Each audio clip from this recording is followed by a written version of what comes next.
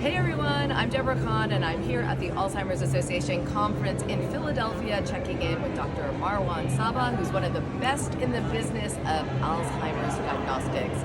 Hi Marwan. Good to see you. Thank you. Okay, so last year everyone was talking about the monoclonal antibody therapies. We have 2 approved by the FDA, available to patients. What's everyone talking about today? So a lot of things are kind of unfolding. I think the first thing we're seeing is that now that we have those 2 in hand, we're starting to look at newer monoclonal antibodies against amyloid.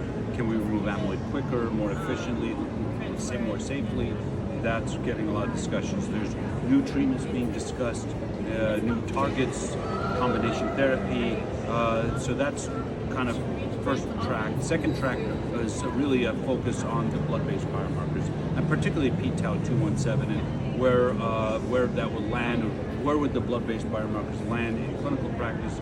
Different platforms, different companies, different assays, but fundamentally they're all doing the same thing, and the question which one will emerge. So how much do we know about the efficacy and the actually how well biomarkers are as a test to diagnose Alzheimer's disease? So as you know, they've been used, a lot of them in clinical trials, but there's been a multiple validation studies, even this new C2N publication that just came out this week. So the reason this is important is that we're starting to see them slowly get into our clinical practice. You know, we have 181, p-tau181, p-tau217, neurofilament light, A-beta 42 to 40. And most of us think that that's not where it's going to end. There'll be more and more tests. Which platform, which company, how do you use it? Do you use it as a screening tool, as a diagnostic? Do you use it? Would I give a patient a monoclonal antibody strictly on the basis of a blood test? Would I do secondary tests? In other words, when you have a solution, multiple more questions and multiple schools of thought emerge.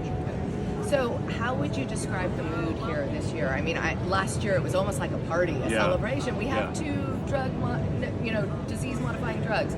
What about this year? I think the euphoria that we saw last year is a little bit more muted this year.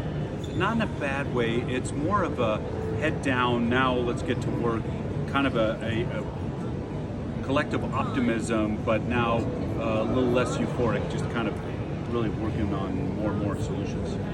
Great. Thanks so much, Marwan. Good to see you. Thank you.